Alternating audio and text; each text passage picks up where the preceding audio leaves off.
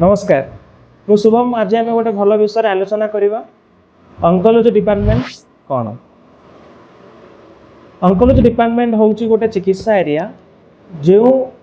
विभाग रे मनुष्यर कर्कट रोगर चिकित्सा करा जाए एवं सेठारे मनुष्य को कर्कट रोग केमिति निराकरण करा भल करा विभागटा प्रत्येक सहर बड़ बड़ मेडिकल रही।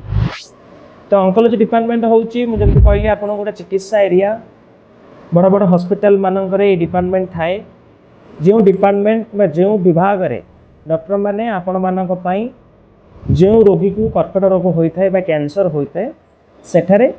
यह ट्रीटमेंट करा जाए। देखिए आपड़ जो जीवे विभाग मेडिकल जीवे बड़ बड़ मेडिकल तो आपन को बड़ बड़ अक्षर लिखाई अंकोलॉजी डिपार्टमेंट किछिटा हॉस्पिटल समस्त हॉस्पिटल कहुए समस्त हॉस्पिटल ओडिया भाषा रे ताको लिखा जाई थाए कैंसर बोली लिखा जाई थाए किंतु बाहर किसी हॉस्पिटल रे जेहेतु आउट ऑफ स्टेट ओडिशा रो आउट ऑफ रे सेटा किसी इंग्लिश किंबा हिंदी माध्यम रे लिखा जाए। तो मु जानिया पय आपन को वीडियोटा करथिली सचेतन जे अंकोलॉजी डिपार्टमेंट एमती गोटे डिपार्टमेंट जो डिपार्टमेंट रे आपण मानक पई जो रोगी को कर्कट रोग होइतिबो बा कैंसर होइतिबो सेमानंक पई से डिपार्टमेंट अटे सेटारे कर्कट रोगर चिकित्सा करा जाए। से डिपार्टमेंट ना हूँ अंकोलॉजी डिपार्टमेंट बा ओडिया रे कहबा कैंसर विभाग। तो ये आ गोटे प्रश्न उठूँ जे बड़ बड़ सहर मानक कहीं थाए कहीं गाँव रे थिबा प्राथमिक स्वास्थ्य केन्द्र पीएचसी सेंटर जोड़ा को इंग्राजी रे कहे प्राइमरी हेल्थ सेंटर से कहीं न थाए कहीं ब्लॉक रे कहीं न थाए ब्लॉक रे थाए सीएचसी कम्युनिटी हेल्थ सेंटर गोष्ठी स्वास्थ्य केन्द्र कहीं न थाए कहीं गोटे डिस्ट्रिक्ट हॉस्पिटल कहीं न थाए कहीं थाए गोटे राज्य राजधानी रे बा कैपिटल शहर कहीं थाए मेट्रो सिटी मानक कहीं थाए। तो यार उत्तर मुझे रखी कैंसर हूँ प्रथमे तो आज्ञा ये गोटे जटिल रोग यही रोग को भल करने हेले टीम वर्क दरकार होता है गोटे टीम वर्क दरकार होता है। टीम वर्क रे प्रथमे डॉक्टर आसवे मुख्य मुख्य डॉक्टर एथिरे रही था द्वितीय आपन गोटे एडवांस लैब दरकार हुए तृतीय आपन को नर्स स्टाफ दरकार हुंती चतुर्थ आपन को गोटे आईसीयू भल सिस्टम भल थिबा जगार गोटे आईसीयू दरकार होता है। तापर आपन गोटे ऑपरेशन थिएटर एटा को मध्य एडवांस ऑपरेशन थिएटर आपन को दरकार होता है। तापर रहले टेक्नीशियन यही 6 जन को लेकिन भी आउ किसी जन को मिसैकी गोटे टीम बनिले ही गोटे रोगी को भल करा जाई पारि। तो ये सब जिनस जो मेसीन पड़ी थाए कर्कट रोग पाई प्रथम तार दाम बहुत थाए तार कॉस्ट बहुत है। जब मुझे कहि 1 कोटी टंकार अधिक गोटे गोटे मेसीन दाम जदि से मेसीन को गाँव में पका जाए कि ब्लॉक लेवल रे पका जाए ताले मेसीन उपयोगी एते हेबो नाही कहीं हेबो नाही ना गाँ लेवल रे गाँ स्तर रे कर्कट रोगर जनसंख्या बहुत कम थाए ब्लॉक लेवल को गले ब्लॉक स्तर को गले गाँ ठार अल्प टिके अधिक होता है पारे